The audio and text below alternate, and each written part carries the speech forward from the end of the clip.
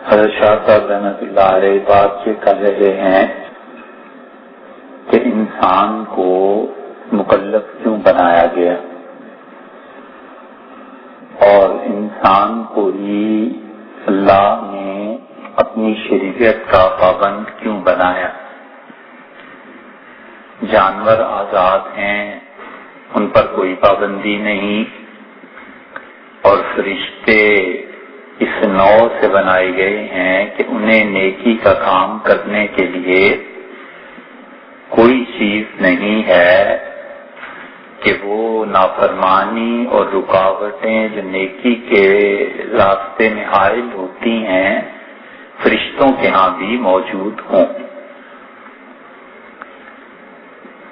اور انسان ایسا ہے کہ نیکی کا کام کرے تو اس کو ایک طاقت مدد بھی دیتی ہے، اور وہ شیطنت ہے، بہیمیت ہے، جانور پنا ہے جو انسان کی خلق میں شامل ہے۔ اور اگر نیکی کا کام انسان کرے تو فرشتے اس کی مدد کرتے ہیں، شیاطین رکاوٹ ڈالتے ہیں۔ گناہ کا کام کرنا چاہے تو فرشتے رکاوٹ بنتے ہیں، اور یہ سب کشمکش انسان میں ہی پائی جاتی ہے۔ تو اس پہ کافی بحث ہو گئی، گزر گئی۔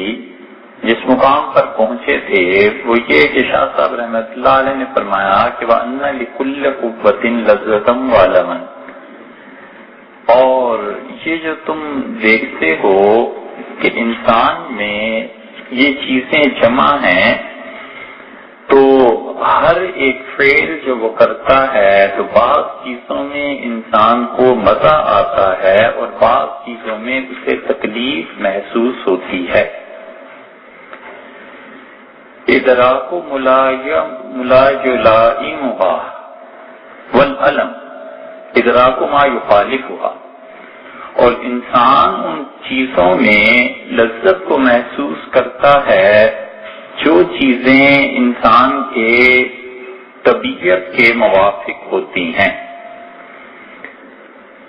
اور کوئی قوت ایسی چیز کا ادراک کر لیتی ہے جو اس کے مناسب حال ہو تو اس کا لطف اٹھاتا ہے، اور کوئی ایسی چیز آ جائے جو ناموافق ہو تو اس سے اس کو رنج پہنچتا ہے۔ بات یہ جو اتنی سی کہی ہے کہ انسان اس چیز سے راحت اٹھاتا ہے جو چیز اس انسان کے ساتھ موافق ہو جاتی ہے۔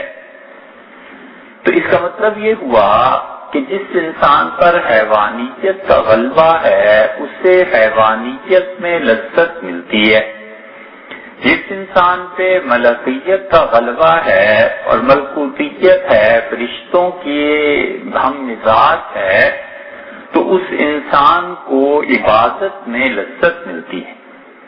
تو دونوں چیزیں الگ الگ ہو گئی، اور پھر انسان اس میں لطف کو محسوس بھی کرتا ہے۔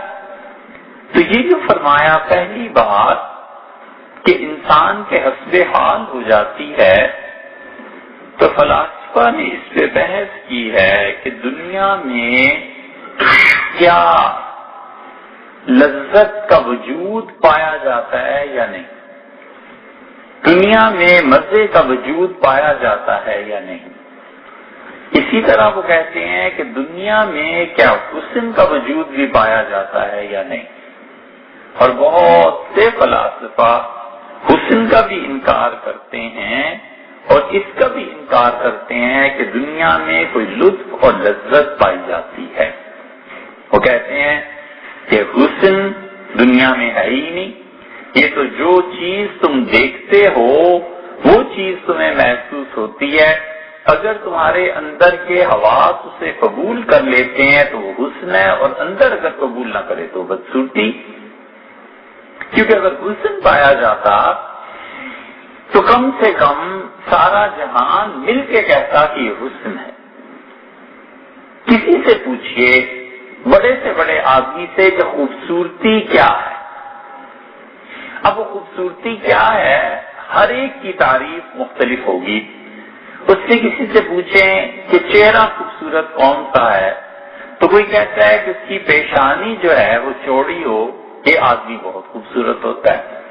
دوسرے سے پوچھیں تو کہتا ہے پیشانی کو چھوڑو، چہرہ گول ہونا چاہیے، یہ بڑا خوبصورت ہوتا ہے۔ تیسرے سے پوچھیں تو وہ کہتا ہے ناک ٹھیک ہونی چاہیے، چوتھے سے پوچھیں تو کہتا ہے منہ ٹھیک ہونے چاہیے۔ تو کہتے ہیں فلاسفہ کہ ساری دنیا مل بھی جائے تو حسن پہ متفق نہیں ہوتی، ہر ایک کا معیار اپنا اپنا ہوتا ہے۔ جب لوگوں کے اپنے معیار ہیں تو دنیا میں حسن پایا ہی نہیں جاتا۔ دنیا حسن سے خالی ہے، یہ صرف ہماری اور آپ کے دیکھنے کی چیز ہے کہ جس کو جو چیز اچھی لگے۔ اب یہ تو تھی فلاسفہ کی بات، اور جو مسلمان فلسفی اس طرف گئے کہ دنیا میں حسن کا وجود نہیں پایا جاتا، وہ ذرا سے اس سے آگے چلے گئے۔ انہوں نے کہا اگر نہیں پایا جاتا تو ایک جگہ تو حسن ہے، دنیا میں نہیں ہے، اور آخرت میں یقیناً حسن ہوگا، اور اللہ تعالیٰ کی ذات اس سے زیادہ حسن والا کوئی نہیں۔ وہ اتنی خوبصورت ذات ہے کہ قیامت میں جب انسان میں اتنی طاقت آ جائے گی کہ وہ تعالیٰ شانہ کو دیکھے، اس کی زیارت کرے، تو پھر انسان اس حسن کو دیکھ کر ایسا متحیر ہوگا، اتنی زیادہ عجیب چیز اس کے لیے ہوگی کہ لوگ سجدے میں گر پڑیں گے اور کروڑوں سال تک وہ اس حسن میں مبتلا رہیں گے، سجدے میں پڑے رہیں گے، اور اللہ ہی جانتا ہے کہ کتنے سال گزر جائیں گے۔ بلا تشبیہ اس کی مثال آپ دیکھیے کہ کبھی کبھی شاعر کو دیکھیں، اسے کوئی شعر بڑا اچھا لگتا ہے تو وہ بار بار اسے دہرا کے اس سے لطف اٹھاتا ہے۔ اب جس آدمی کو شعر کا پتہ ہی نہیں ہے وہ کہے گا اس سے پتہ نہیں کیا ہو گیا ہے کہ اس شعر کو بار بار پڑھتا ہے۔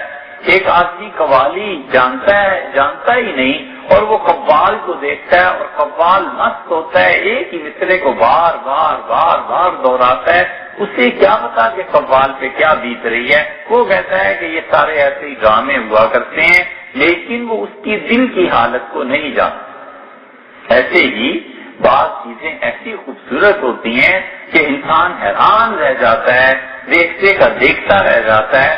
پہاڑ ہیں، سبزہ ہے، جھرنے بہ رہے ہیں، سوئٹزرلینڈ کی لوگ تعریف کرتے ہیں، فلاں جگہ کی تعریف کرتے ہیں، بے اختیار دیکھ کے آدمی کہتا ہے کہ سبحان الذی خلق الازواج کلھا، پاک ہے اللہ کی ذات ہر ایسے جس نے اتنی رنگا رنگ چیزیں پیدا کی ہیں، اور بلا شبہ اللہ ہی کی یہ تخلیقات ہیں۔ تو ہر آدمی کا معیار مختلف ہوا، اور اس کے ساتھ ساتھ جو حسن ہے اس میں وہ کھو جاتا ہے۔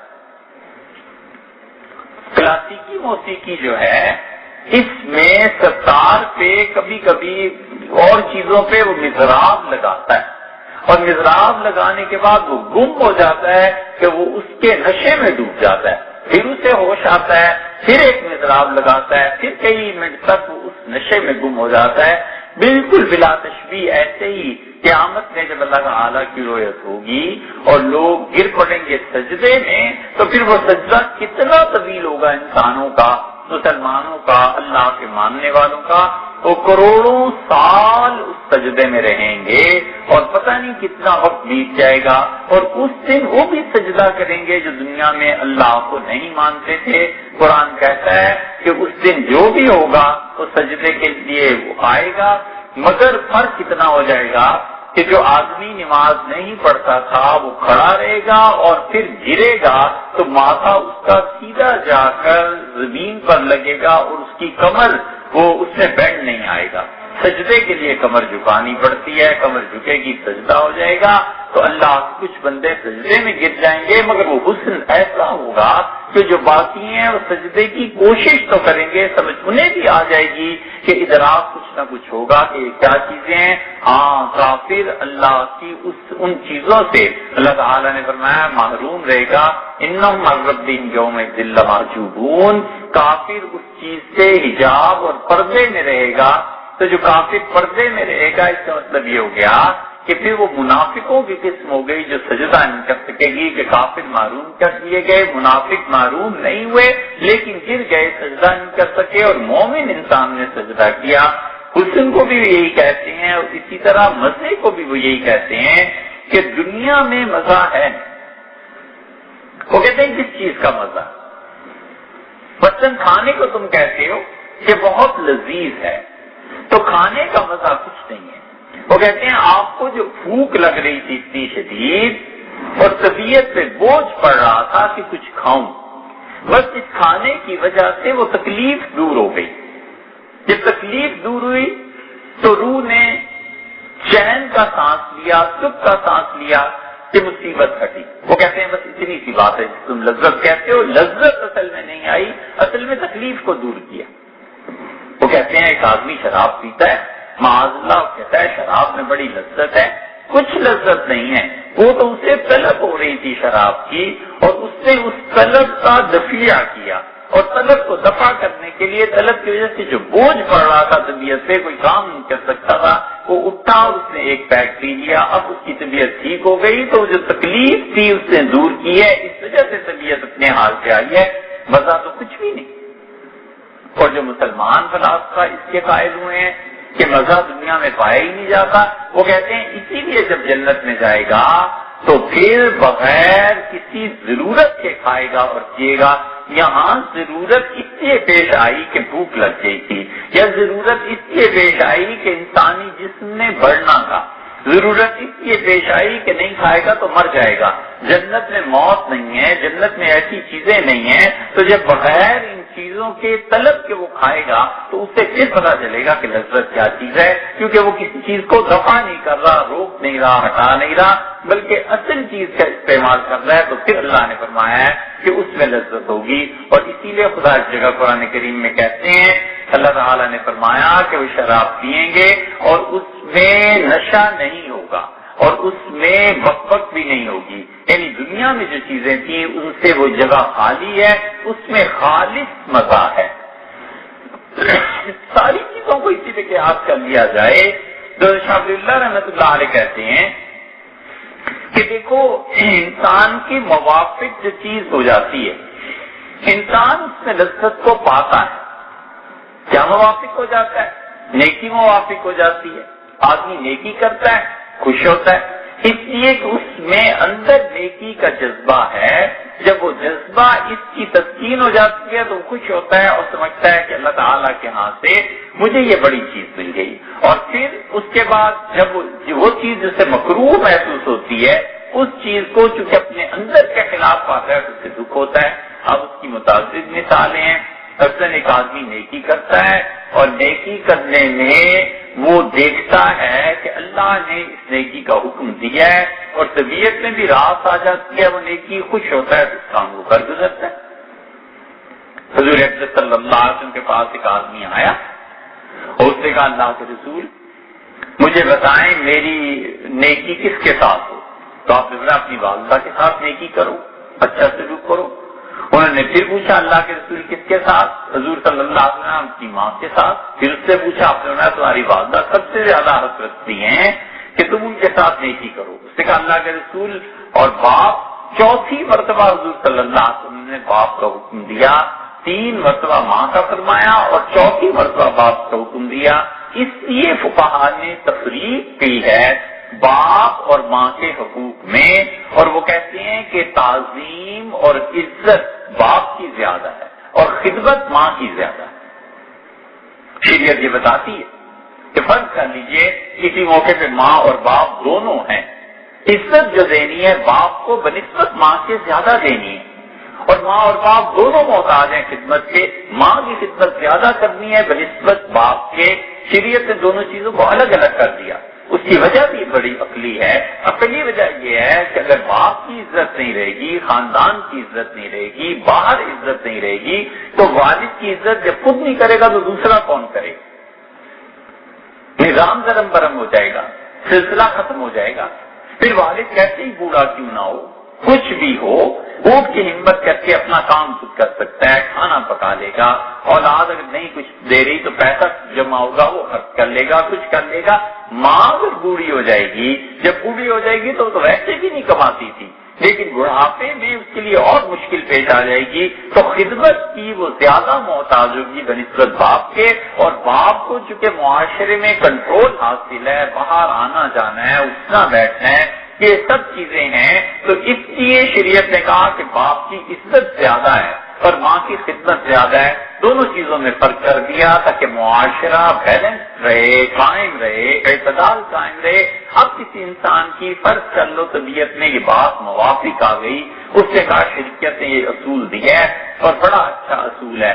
والد نے کہا پانی پلا دو، والدہ نے بھی کہا پانی پلا دو، تو فقہا کہتے ہیں کہ وہ ماں کو پہلے پانی پلائے اور باپ کو بعد میں پانی پلائے. ہے تو ذرا سا فرق، لیکن وہ کہتے ہیں شریعت کا مزاج یہی ہے. اس کی وجہ یہ ہے کہ باپ کو اگر 2-4 منٹ لیٹ ہو گیا تو وہ پی بھی سکتا ہے، ہمت کر سکتا ہے، بڑا ضبط ہوتا ہے، کہے گا چلو چھوڑو نہیں بیٹے نے پلایا تو کیا ہوا. ماں وہ عورت ہے، وہ محسوس بھی زیادہ کرے گی، اٹھ بھی نہیں سکتی، اور اس کا ذوف ہے، بڑھاپا ہے، تو اس کے لیے خدمت اس کی زیادہ کر دی جائے. اور باہر کا مسئلہ کوئی آ گیا جہاں ماں کی اور باپ کی عزت کا سوال ہے تو باپ کی عزت کو قائم رکھنا زیادہ ضروری ہے نسبت ماں کے، کیونکہ وہ اندر کے حالات ہیں، وہ چھپ سکتے ہیں. ضروری نہیں ہے کہ ہر آدمی قریدے اور قریدے میں بتا بھی دیا جائے، لیکن باپ کے حالات سارے جہان میں پتہ ہیں لوگوں کو، تو اس لیے کہا کہ اس کی عظمت زیادہ ہے اور اس کی خدمت زیادہ ہے. اب جس کو یہ بات موافق آ جائے گی وہ اس نیکی کو آسانی سے کر لے. اس کی ایک اور مثال آپ دیکھیے، حضور اکرم صلی اللہ علیہ وسلم کی خدمت میں ایک خاتون حاضر ہوئی اور وہ ایسی خوش قسمت خاتون تھی. مسند احمد کی روایت میں آتا ہے کہ انہوں نے کہا میں نے دونوں قبلوں میں رسول اللہ صلی اللہ علیہ وسلم کے پیچھے نماز پڑھی، یعنی بیت المقدس جب قبلہ تھا اس وقت بھی انہوں نے نماز پڑھی تھی. پھر ہجرت کے بعد جب بیت اللہ قبلہ بنا اس میں بھی حضور صلی اللہ علیہ وسلم کے پیچھے انہوں نے نماز پڑھی ہے. تو نبی کریم صلی اللہ علیہ وسلم سامنے آئی، بوڑھی ہو گئی تھی، ہاتھ پہ حضور صلی اللہ علیہ وسلم کی نگاہ جب پڑی تو آپ نے فرمایا یہ کیسا ہاتھ ہے، مردوں کا ہے عورتوں کا ہے؟ اس نے کہا اللہ کے رسول میں تو عورت ہوں. تو آپ نے فرمایا عورت ہو کے اپنے ہاتھ کو رنگتی نہیں، مہندی نہیں لگاتی ہو، یہ کیسا ہاتھ ہے؟ حدیث میں آیا ہے کہ وہ عورتوں کو یہ حدیث سناتی تھی اور کہتی تھی کہ اپنے ہاتھوں کو فارغ نہ رکھو. حضور صلی اللہ علیہ وسلم نے فرمایا تھا مجھ سے، اور اب مجھے دیکھو بنت 80، میں 80 سال کی بڑھیا ہو گئی، اب بھی میں مہندی لگاتی ہوں. حضور صلی اللہ علیہ وسلم نے فرمایا تھا کہ ہاتھ مہندی والے ہونے چاہیے، ہاتھوں کی رنگت تبدیل ہونی چاہیے. یہ سب چیزیں کس طرف لے کے جاتی ہیں؟ انسان میں زندگی پیدا ہوتی ہے، امنگ پیدا ہوتی ہے، جینے کا شوق پیدا ہوتا ہے. ایک یہ جو چیز ہے کہ مرنے کا شوق اور وہ روایات ہمارے معاشرے میں کثرت سے ہو گئی، مرو مارو لڑو، زندگی کو ختم کرو، مصیبت آ گئی، تکلیف آ گئی، پریشانی آ گئی، مر جاتے، یہ ہو جاتا وہ ہو جاتا. اور مذہبی طبقہ بھی اس طرف چل پڑا ہے کہ مارنے کے علاوہ مرنے کے علاوہ کوئی بات ہی نہیں، اور وہ چیزیں جو زندگی پہ آمادہ کرتی ہیں بہت تھوڑی ہو گئی. اور زندگی پہ آمادہ کرنے والی چیزیں جب تھوڑی ہو جاتی ہیں تو لوگوں کی قوت اور ہمت پہ فرق پڑ جاتا ہے. جب وہ ہر جگہ یہ سنتے ہیں کہ مارو مرو تو نتیجہ اس کا یہ نکلتا ہے کہ لوگ اس کی طرف زیادہ مائل ہو جاتے ہیں اور آہستہ آہستہ ترقی کا عمل رک جاتا ہے. اور اس کی بنسبت جو لوگ ایسی روایات سنتے ہیں، ایسی بات سنتے ہیں جن میں امنگ ہے، حوصلہ ہے، جینے کی ہمت ہے، حالات کو تبدیل کرنا ہے، آگے بڑھنا ہے، کام کرنا ہے، نتیجہ یہ نکلتا ہے کہ وہ آسائش اور آرام کی طرف چلتے ہیں اور اپنی زندگی بھی اچھی کرتے ہیں، دوسروں کی زندگی بھی اچھی کرتے ہیں. یہی وہ چیز تھی جیسے سعد رضی اللہ عنہ کو رسول اللہ صلی اللہ علیہ وسلم نے سمجھائی تھی، اور آپ نے فرمایا سعد ان کے جب ایسی حالت جاری ہو گئی کہ گویا وہ انتقال کر جائیں گے تو سعد رضی اللہ عنہ تھے مالدار. انہوں نے کیا کہ اللہ کے رسول سارا مال خدا کی راہ میں. مطلب کیا تھا کہ جینا مینا تو اب ہے نہیں، پتہ نہیں کس وقت موت آ جائے. اور عادت یہ تھی کہ خیمے سے ان کا خون باہر بہ رہا ہے، اور حضور صلی اللہ علیہ وسلم فجر کی نماز پڑھانے کے لیے تشریف لے گئے تو خون دیکھ دیا، واپسی پہ رکے. فرمایا کیا ہو گیا احساس کو؟ پتا چلا کہ زخم ایک تھا پرانا، وہ کھل گیا ہے اور اس جگہ سے خون رسنے لگا. اتنا خون رسا کہ بہنا شروع ہو گیا، زندگی سے گویا مایوسی ہو گئی. تو حضور صلی اللہ علیہ وسلم نے یہ نہیں کیا کہ فرما دیا ہو کلمہ پڑھو، اب تو آخری وقت آ گیا. انہوں نے کہا اللہ کے رسول اب کچھ ہے نہیں زندگی کی امید، اور یہ چیزیں ہیں اور سب اللہ کی راہ میں. آپ نے کہا سعد ایسے نہیں کرتے. انہوں نے کہا اللہ کے رسول آدھی. آپ نے کہا ایسے بھی نہیں کرتے. اور ان کی ایک بیٹی تھی اور انہیں فرمایا, انہوں نے کہا اللہ کے رسول 1/3 تو قبول کرنے, یعنی 100 میں 33 روپے. تو آپ نے کہا ثلث کثیر, تیسرا حصہ خدا کی راہ میں 66 روپے اپنی بیٹی کے لیے چھوڑ رہے ہو, یہ جو 1/3 دے رہے ہو یہ بھی بہت زیادہ ہے. اور سمجھایا اور فرمایا ساتھ اپنی اولاد کو کھاتا پیتا دنیا سے چھوڑ کے جاؤ, یہ زیادہ بہتر ہے بجائے اس کے کہ تمہارے مرنے کے بعد وہ لوگوں میں ہاتھ پھیلاتی پھرے. تو زندگی کی امید دلائی. اور آپ نے کہا ابھی تو اللہ نے تم سے بڑا کام لینا ہے, ایک پورا ملک تم نے فتح کرنا ہے اور اللہ تعالیٰ تمہیں بیٹا بھی دے گا. حضور صلی اللہ علیہ وسلم کی باتیں پوری ہوئی. سعد رضی اللہ عنہ کے اولاد بھی ہوئی, اور جب ایران انہوں نے فتح کیا تو یہ حدیث سناتے تھے کہ میرا تو یہ حال تھا, یہ زندگی کی امنگ ہے, امید ہے, جینا ہے. سیدنا عمر رضی اللہ عنہ فرماتے تھے جب تم کسی کام کو شروع کرو تو یہ سمجھ کیا کرو کہ اب موت نہیں آنی, ایسے کیا کرو. اور جب تم سے گناہ ہو جائے تو جلدی اللہ سے توبہ کرو کہ پتہ نہیں کس وقت خدا کے سامنے پیشی ہو جائے. یہ ہے وہ اعتدال کا راستہ. اس کی 80 سال ان کی عمر ہو گئی, پھر بھی وہ اپنے ہاتھوں پہ مہندی لگاتی تھی کہ حضور صلی اللہ علیہ وسلم سے بتایا تھا کہ اپنے ہاتھوں کو تبدیل کر دو. یہاں ہمارے یہاں عورتیں وہ ذرا 50 سال 55 سال سے اوپر ہوئی, بال جتنے سفید ہو گئے اب سفید ہی رہے, اب اس کو کس سے رنگنا ہے. ہاتھوں میں مہندی نہیں لگی نہ لگے, اس لیے کہ اب اور اگر شوہر کا انتقال ہو گیا تو پھر تو بالکل ہی جاتی رہی, ایسے جیسے وہ 80 سال کی ہو گئی ہے, کتنی عمر اس کی ہو گئی ہے. اس لیے کہ جینے کی جو امنگ ہے, زندگی گزارنے کا جو ڈھنگ ہے وہ نہیں سکھاتے لوگ, اور اسے ایسی روایات ضرور بتاتے ہیں جس میں موت کا ذکر ہے. یہ چیزیں اب وہ 80 سال کی ہیں, مہندی لگا رہی ہیں. حضور صلی اللہ علیہ وسلم کے ساتھ حضرت صاحبزادی صاحب آئی ہیں حج کرنے کے لیے. سیدنا علی رضی اللہ عنہ نے دیکھا, یمن سے تشریف لائے, اور آ کر جو دیکھا تو انہوں نے مہندی لگا رکھی تھی اپنے ہاتھوں پہ. بڑے ناراض ہوئے, کہنے لگے کہ تم حج کرنے آئی ہو, حضور صلی اللہ علیہ وسلم بھی ساتھ ہیں, اور ان کی بیٹی ہو گئی, یہ مہندی کیسی؟ انہوں نے کہا میں نے عمرہ کیا اور احرام کھول دیا, اس کے بعد کیا ہے؟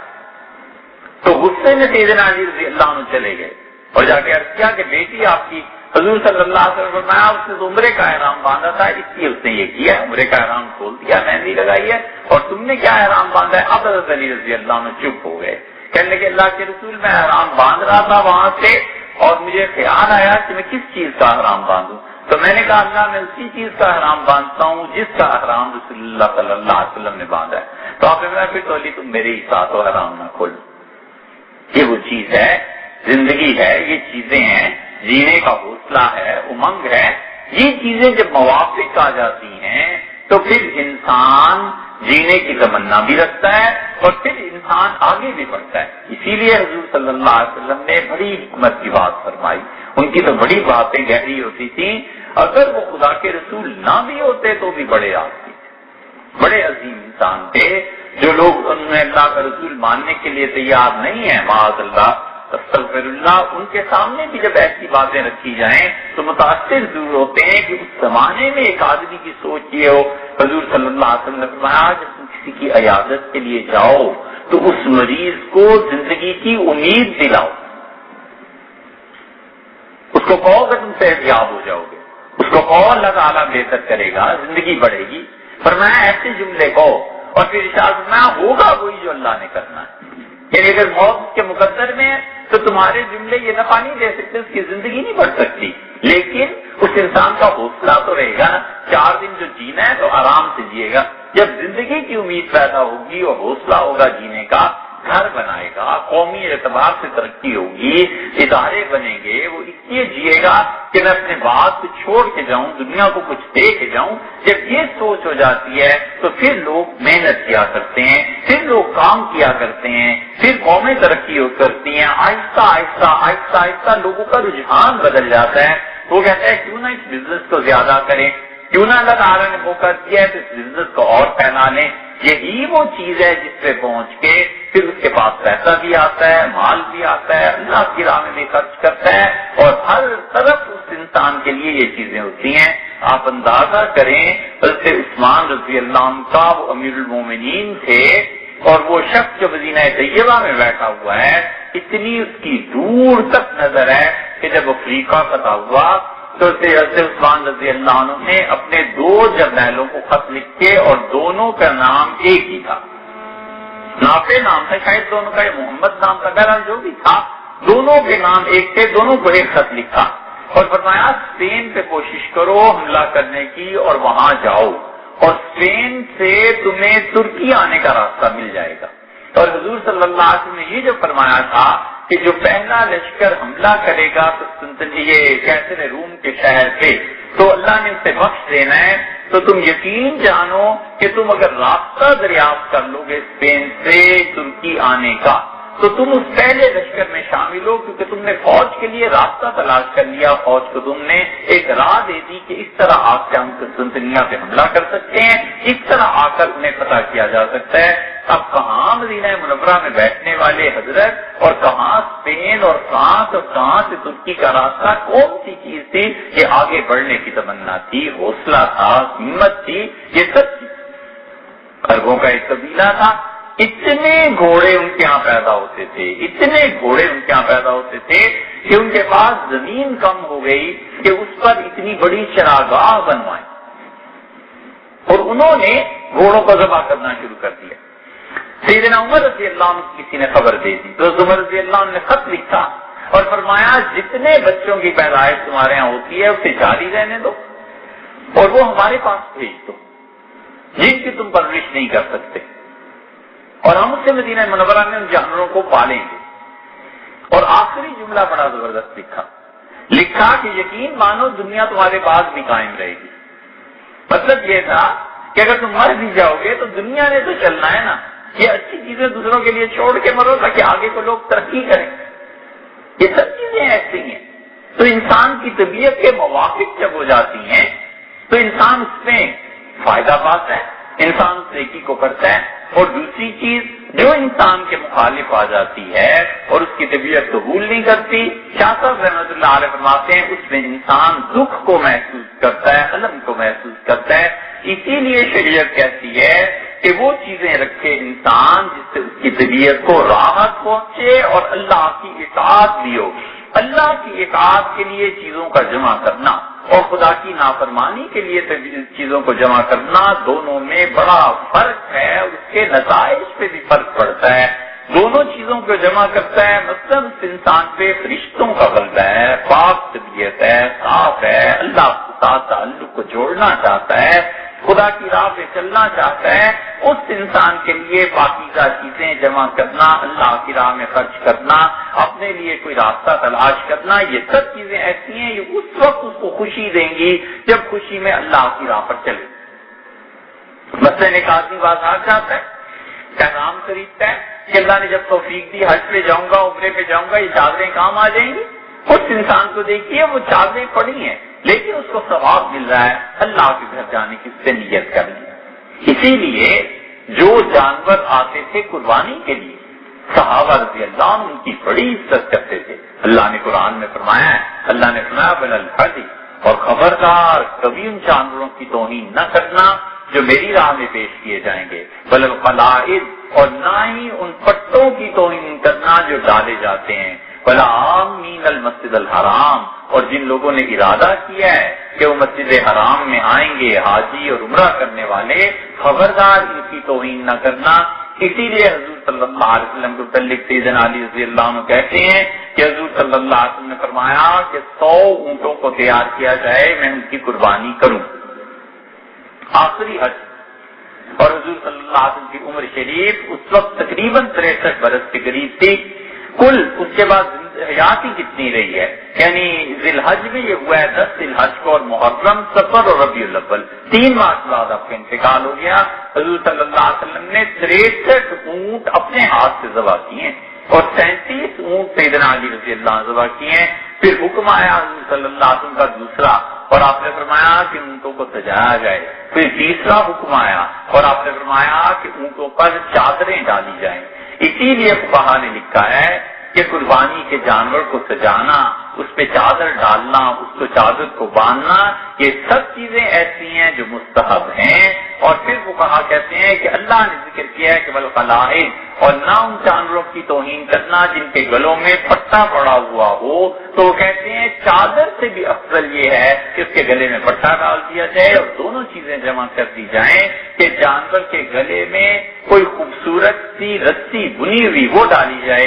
آپ دیکھتے ہیں جہاں قربانی کے جانور بکتے ہیں تو بعض اوقات لوگ لے آتے ہیں اپنے گاؤں سے، کہیں سے عورتیں بنتی ہیں گھروں میں، تو وہ بہت خوبصورت قسم کے گانے تیار کر دیتی ہیں، وہ گانیاں ڈالنا، اس کو اصطلاح میں گانی کہتے ہیں، وہ ڈالنا چادر سے بھی افضل، اور چادر بھی ڈال دے، بہترین کپڑا، اچھے سے اچھا کپڑا تلاش کر کے کہ سردی ہے جانور کو سردی نہ لگ جائے اس کے اوپر ڈالنا، یہ ساری چیزیں شریعت سے ثابت ہیں۔ یہاں تک کہ آپ دیکھیں گے سیدنا عمر رضی اللہ عنہ کے ہاں اتنا اہتمام ہوتا تھا کہ اپنی خلافت میں حکم دیتے تھے کہ 100 جانور یہاں سے تیار کیے جائیں گے اور خلافت کی طرف سے جا کر بیت اللہ میں حرم میں ذبح کیے جائیں گے، اور 100 جانور جب تیار ہو جاتے تھے تو حکم فرماتے تھے کہ ان پہ بہترین چادریں ڈالو اور ان کی بہترین رسیاں بناؤ، اور بہت خوبصورت پھولدار رسیاں ڈالی جاتی تھیں اونٹوں کے گلوں میں، پھر اس کے بعد چادریں ڈالی جاتی تھیں، پھر وہ لے کے ان 100 قربانیوں کو مدینہ منورہ سے باہر تک آتے تھے اور پھر فرماتے تھے اب چادریں اتار دو کیونکہ سطح ہے سارا تو یہ چیزیں خراب ہو جائیں گی، اور جس دن انہیں ذبح کرنا ہے پھر ان پہ ڈال دینا، اور فرماتے تھے ان کو لے جاؤ اور میں اس کے بعد حج کے لیے آ رہا ہوں۔ وہ رخصت کرتے تھے باقاعدہ ان چیزوں کو، اس لیے کہ اس میں اللہ کی تعظیم ہے، اللہ کے نام کی عظمت ہے۔ اور پھر اس کے بعد کیا ہوتا تھا، وہ پہنچتی تھی قربانیاں، اور یہ قدیم سے چلا آتا کہ قربانیوں سے وہ چادریں اتاری جاتی تھی اور اتارنے کے بعد انہی چادروں سے بیت اللہ کا غلاف بناتے تھے، اور وہ جو رسیاں ہوتی تھی وہ بیچ دی جاتی تھی۔ یہ رہا ہے بہت دیر تک، حتیٰ کہ سیدنا عمر رضی اللہ نے حکم دیا کہ بیت اللہ کا جو غلاف ہے آئندہ سے اس کے لیے الگ ایک فیکٹری لگا دی جائے تاکہ اس کی شان اور عظمت میں اور اضافہ ہو، اور ہم اس کے لیے وہ تیار کریں گے، لیکن وہ رہا ہے ہمیشہ۔ یہ جاہلیت میں بھی یہ چیز تھی۔ جیسے سعد بن عبادہ رضی اللہ عنہ ہیں، سعد بن عبادہ بن دلیم، ان کے دادا کا نام دلیم تھا،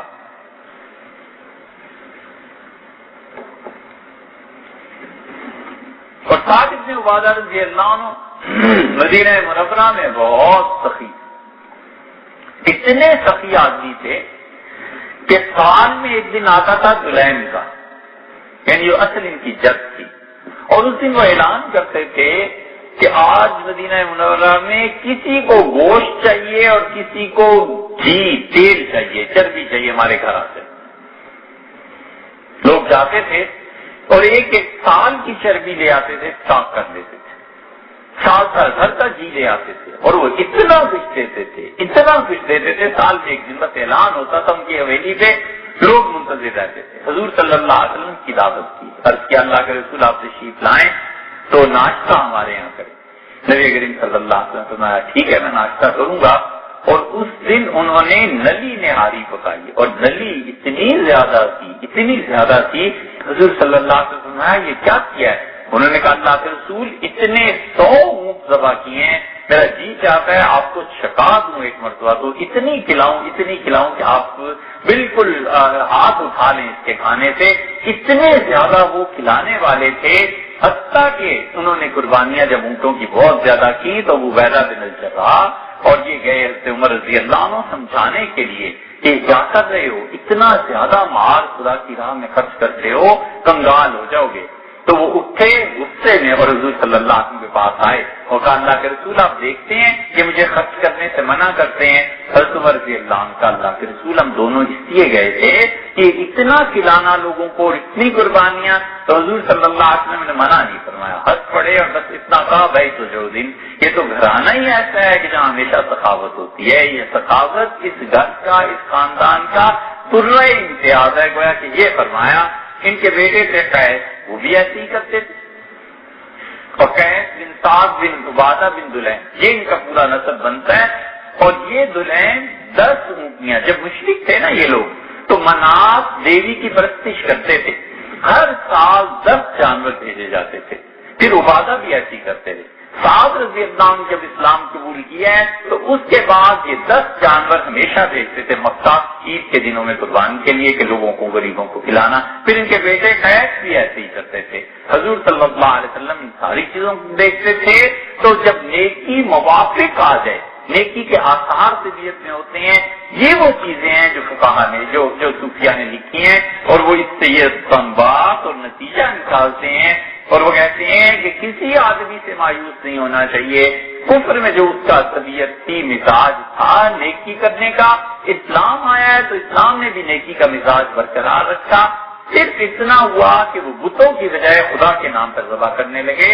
تو کہتے ہیں ایک آدمی جو ابھی شراب خانے سے نکل کے آ رہا ہے, عین ممکن ہے کہ فجر کی نماز میں توبہ کر لے, عین ممکن ہے کہ فجر کے وقت مسجد آ جائے, خدا سے معافی مانگ لے.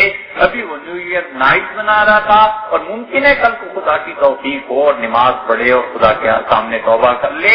تو کہتے ہیں کسی صورت انسانوں سے مایوس نہیں ہونا چاہیے کہ یہ ایسے ہو گیا ہے تو ویسے ہی ہوگا, ایسے ہو گیا تو ایسے ہی رہے گا. اللہ جب چاہتا ہے حالات کو پھیر دیتا ہے, اور اس کے بالکل برعکس دیکھ لیں. بلکہ اس سے یہ دیکھیے, فقہا نے لکھا ہے کہ مستحب ہے کہ آدمی اس زمانے میں وضو لوٹوں سے کرتے تھے نا, لوگ بالٹی سے کرتے تھے, ایسی چیزوں سے. فقہا نے لکھا ہے کہ جب انسان وضو کر لے تو اس کے لیے مستحب یہ ہے کہ پانی بھر کے دوبارہ رکھ دے کہ اگلے وقت میں اس سے وضو کروں گا. وہ کہتے ہیں پانی پڑا رہے گا اور اسے ثواب ملتا رہے گا, کیونکہ اس انسان نے اس نیت سے یہ پانی رکھ لیا ہے. اب بھی یہ ہوتا ہے اور بہت جگہوں پہ ہوتا ہے کہ لوگ احتیاطاً 2-4 بالٹیاں بھر کے رکھ لیتے ہیں کہ صبح اگر بجلی نہ ہوئی, پانی نہ آیا, مشین نہ چلی تو یہ پانی کام آ جائے گا. بس نیت اس کی اگر ٹھیک ہوئی کہ اس پانی سے عبادت کریں گے, وضو کر لیں گے, تو اس انسان کو اس پانی کے رکھنے میں بھی ثواب ہے. اور بالکل اس کے برعکس فقہا کہتے ہیں, اور وہ یہی چیز ہے کہ شاہ صاحب رحمۃ اللہ علیہ فرماتے ہیں, وہ چیز جو انسان کی طبیعت کے موافق نہیں آتی, پھر اسے وہ دکھ پہنچاتی ہے, تکلیف پہنچاتی ہے. جب انسان کی طبیعت سے معاذ اللہ غلبہ ہو جائے بہیمیت کا, اور غلبہ ہو جائے شیطنت کا, اور غلبہ ہو جائے جانور پنے کا, تو اب جو جانور پنے کی چیزیں ہیں نا, جب وہ نہیں ملیں گی اس انسان کو تکلیف پہنچے گی. مثلاً وہ عادی ہے پینے پلانے کا, اب جب اسے شراب نہیں ملے گی تو اسے اندر کی وہ قوت ابھارے گی کہ میری تسلیم کرو. نتیجہ یہ نکلے گا کہ گناہ کی طرف چلا جائے گا. اسی لیے فقہا نے شریعت میں یہ مسئلہ لکھا ہے کہ جیسے نیکی کی چیزوں کو قائم کرنا کہ اس سے نیکی وقت آئے گا تو نیکی کریں گے, اسی طرح گناہ کی چیزوں کو قائم رکھنا کہ جب موقع ملا تو اس سے گناہ کریں گے, یہ حرام ہے اور اس میں ثواب ہے. ایک آدمی جوا نہیں کھیلتا, معاذ اللہ, استغفر اللہ, لیکن جوئے میں جو بھی چیزیں لگتی ہیں اس سے اپنے پاس رکھی ہوئی ہیں کہ کس دن پیسے آئے تو جوئے کے لیے یہ چیزیں مارکیٹ سے نہیں خریدنی پھر جاتی, اپنے گھر میں پڑی ہوئی ہیں, جوا اس سے کھیلوں گا. وہ کھیلے نہ کھیلے, ان چیزوں کے رکھنے کی وجہ سے گناہ گار ہو جائے گا. اس لیے کہ اس کا ارادہ تو یہی ہے نا کہ یہ غلط کام کرنا ہے, تو وہ مینٹلٹی, وہ ذہنیت, وہ پرورش پاتی رہے گی. جب ان چیزوں کو یہ ہٹا دے گا, نکال دے گا اپنی زندگی سے, تو آہستہ آہستہ پھر صبر اور سکون آ جائے گا کہ یہ چیزیں اب رہی نہیں, اب اللہ سے توبہ کر لی, معافی مانگ لی. اس لیے شریعت کہتی ہے کہ جو حرام کام ہے اس حرام کام کے اسباب کو قائم رکھنا بھی حرام, اور جو نیکی کا کام ہے اس نیکی کے کام کے اسباب کو قائم رکھنا بھی نیکی. اب نیکی کے اسباب کو قائم رکھے گا, دل کو اطمینان پہنچے گا. مسلح رکھ لیتے, بہت سی عورتوں میں عادت ہوتی ہے قرآن کریم کا کوئی خوبصورت نسخہ دیکھا, وہ خرید لیا, 15 سال 10 سال بعد بیٹی کی شادی ہوئی, اسے تحفے میں دے دیا کہ یہ میں نے خریدا تھا. اب اس نے کب سے خریدا ہوا تھا اس سے ثواب مل رہا ہے, اس لیے کہ نیکی چاہتی تھی اور نیکی کا سبب اس نے قائم کر دیا. اس کے بعد جب کوئی گناہ آتا ہے اور گناہ کا سبب قائم کر لیتا ہے تو نہ کرنے کے باوجود وہ گناہ گار ہوتا ہے, اس لیے کہ اس کی طبیعت جو ہے اس نے اپنی طبیعت کو بگاڑنے کا ایک سبب قائم کر رکھا ہے. اس کے بعد شاہ صاحب رحمۃ اللہ علیہ فرماتے ہیں, وہ کہتے ہیں کہ دیکھو ہر ایک کے لیے چیزوں سے کلفت بھی ہوتی ہے اور چیزوں میں مزہ بھی آتا ہے. تو جو اندر کی طاقت ہوتی ہے, فرشتہ پن, نیکی, اچھائی، پاکیزگی، جب عمل اس کے مناسب حال ہوتا ہے تو اسے لطف آتا ہے، اور اگر اندر کی طبیعت میں جانور پنا ہے تو اسے گناہ میں پھر مزہ آتا ہے۔ اب شاہ صاحب رحمۃ اللہ نے آخری بات اس میں کی، انہوں نے کہا سوال یہ پیدا ہوتا ہے کہ تم یہ کہو گے کہ وما اشبہ حال الانسان، انسان کا حال بھی کیسا ہے کہ انسان میں دونوں قوتیں یک وقت جمع ہو گئی، نیکی کی قوت بھی آ گئی اور برائی کی قوت بھی۔ تو کہتے ہیں ایک ہی چیز میں ایک ہی انسان میں دو چیزیں کیسے جمع ہو گئی؟ بہت مسائل ہیں اس عبارت سے۔ انسان ایک ہی وقت میں نیکی کا کام بھی، گناہ کا کام بھی، اچھائی بھی، برائی بھی، دونوں ایک جگہ ایک چیزیں کیسے جمع ہو گئی؟ شاہ صاحب رحمۃ اللہ کی مثال آگے دیتے ہیں کہ ایک ہی چیز میں مختلف قوتیں کیسے قائم ہو جاتی ہیں۔ مسئلہ یہ ہے کہ انسان قادر ہے مقید اور اللہ قادر ہے مطلق، اور دونوں میں زمین آسمان کا فرق ہے۔ بڑی اہم بات ہے، اسے ہمیشہ سمجھنا چاہیے کہ اللہ قادر ہے مطلق اور انسان قادر ہے مقید۔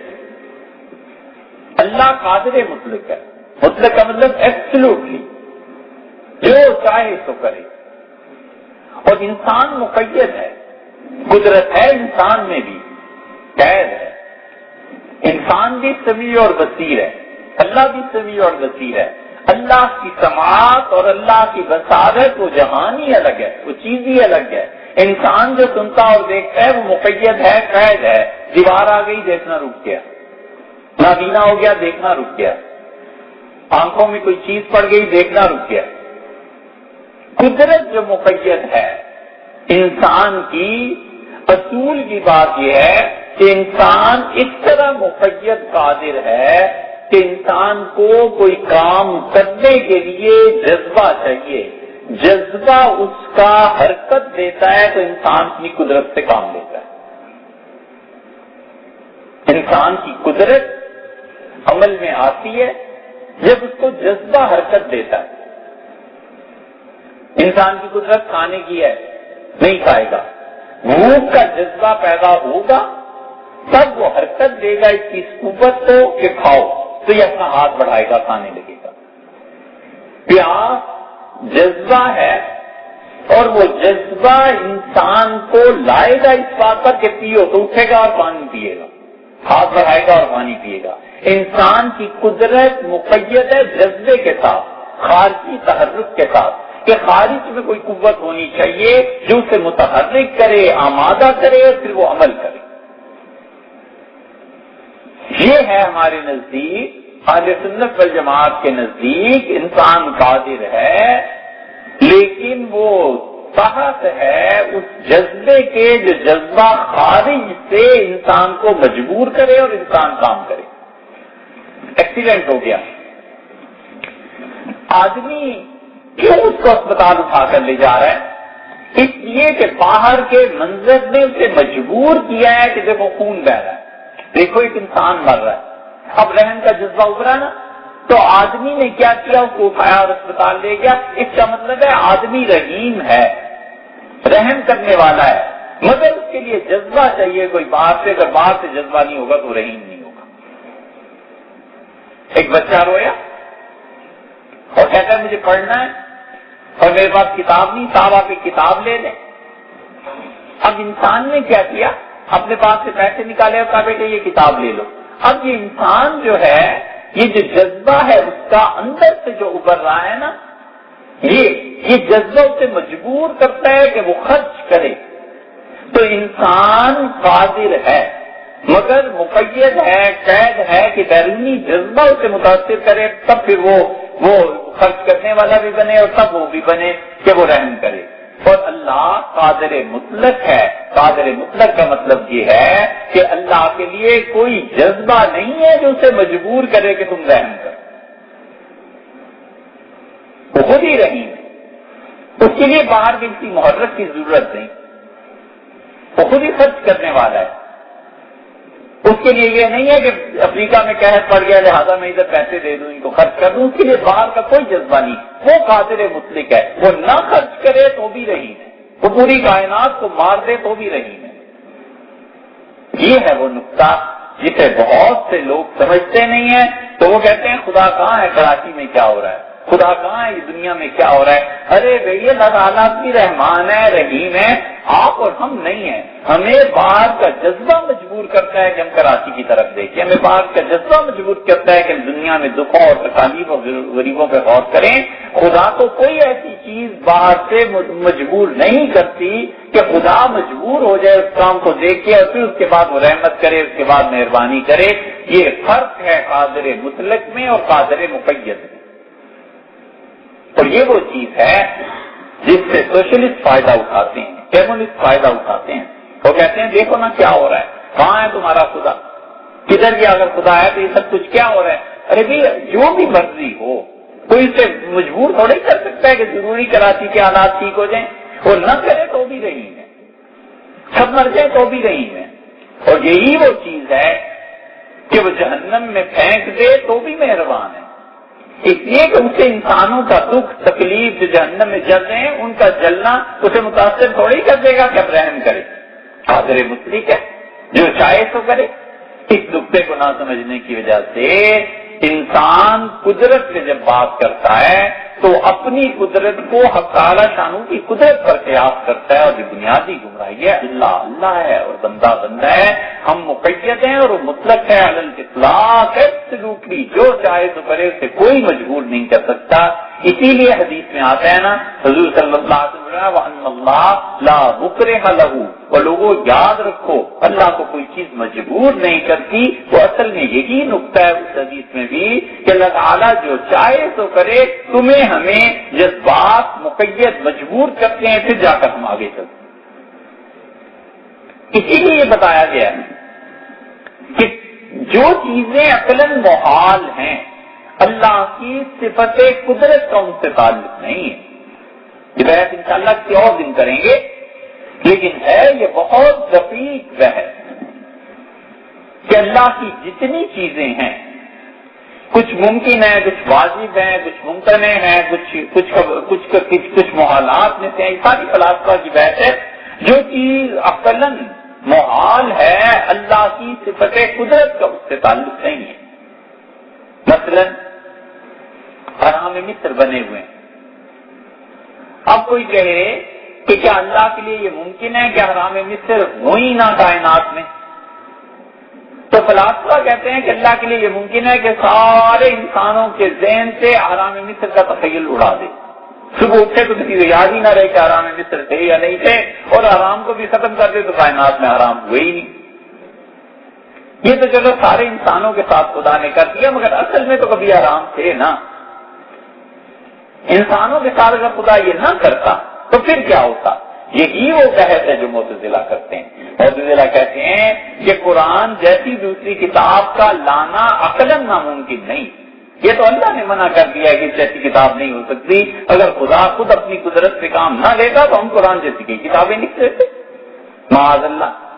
وہ کہتے ہیں یہ عقل جو ہے عقلاً ممنوع ہے، خدا کی کتاب اللہ کی قدرت کے تحت ممنوع ہے، ورنہ اللہ اگر عقل اس پہ پابندی نہ لگاتا، ہر ایک کو مجبور نہ کر دیتا تو یہ سب کے لیے ممکن تھا، ساری قوموں کے لیے قرآن جیسی کتاب لکھتے۔ اہل سنت والجماعت نے اس کے مقابلے میں کہا یہ وہ بات ہے جو وقات میں حضرت اسماعیل شہید رحمۃ اللہ علیہ کی ہے، انہوں نے کہا محالات کے ساتھ اللہ کی صفت قدرت کا تعلق نہیں بنتا، یعنی جو چیزیں محال ہیں اللہ کی صفت قدرت کا اس کے ساتھ تعلق ہی نہیں ہے، عقلاً محال ہے۔ مثلاً ایک جگہ 10 گاڑیاں کھڑی کرنے کی جگہ ہے، کوئی آدمی اس سے کہے کہ 10 کی جگہ میں تم 100 گاڑیوں کو کھڑا کر دو، کر سکتے ہو؟ یہ سوال ہی غلط ہے، اس لیے کہ عقلاً محال ہے۔ کوئی آدمی کہتا ہے کہ 2 کو 2 میں جمع کرو تو یہ 5 ہونے چاہیے، 5 کر سکتے ہو؟ بھی 5 کون کر سکتا ہے؟ کوئی بھی نہیں کر سکتا۔ یہ سوال عقلاً ہی منع ہے، عقل ہی نہیں تسلیم کرتی، سوال ہی غلط ہے۔ یہ نہیں ہوا کرتا کہ غلط سوالوں کے جواب بھی کوئی آدمی دے دیا کرے، تو اس کی جو قدرت ہے نا خدا تعالیٰ کی، اس سے تو کبھی بات ہوگی۔ پھر شاہ صاحب رحمۃ اللہ علیہ فرماتے ہیں سوال یہ پیدا ہوتا ہے کہ دونوں قوتیں انسان میں بیک وقت کیسے جمع ہو گئی؟ پھر وہ کہتے ہیں کہ سب سے اچھی مثال اس کی بہترین مثال تمہیں دوں، بحال الورد، ایسے سمجھ لو کہ جیسے گلاب کا پھول ہے، علامہ ذکر الاتباع، جیسے کہ اس کے بارے میں حکماء نے لکھا ہے کہ ان فیہ ثلاث اقوام، اس میں گلاب کے پھول میں 3 طرح کی چیزیں پائی جاتی ہیں۔ ایک تو یہ ہے کہ گلاب کا پھول اگر خشک کر لیا جائے تو اس میں زمین کی صفت پیدا ہو جاتی ہے، یعنی مٹی کی طرح ہو جائے، اور اس کے بعد اسے کسی زخم پہ لگایا جائے تو وہ زخم ٹھیک ہو جاتا ہے۔ 3 قوتیں ہو گئی، ایک قوت اصلی ہوئی، رگڑنے اور لیپ کرنے سے ظاہر ہو جاتی ہے۔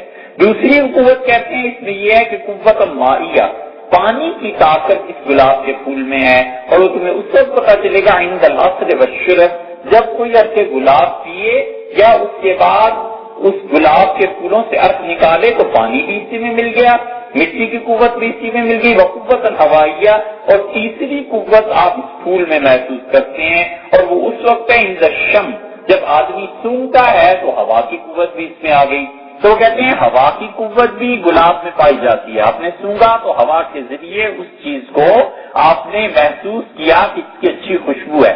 زمین کی قوت بھی پائی جاتی ہے، آپ نے اسے رگڑا، صاف کیا اور اس کو کسی زخم پہ لگا دیا تو زخم اپنی جگہ پہ ٹھیک ہو گیا، یہ زمین کی قوت ہو گئی۔ اور تیسری قوت اس میں پانی کی بھی پائی جاتی ہے کہ پانی کی طرح اس کا بھی ایک عرق ہوتا ہے۔ تو کہتے ہیں جس طرح یہ 3 قوتیں گلاب کے پھول میں جمع ہو گئی، ایسے ہی اللہ نے انسان میں 2 قوتوں کو رکھا ہے، ایک بہیمیت ہے جانور پنا اور ایک ملکوتیت ہے فرشتوں کی بات۔ تو انسان کی طبیعت کبھی ادھر مائل ہوتی ہے، کبھی ادھر مائل ہوتی ہے، اور یہ چیزیں اسی طرح سے چلتی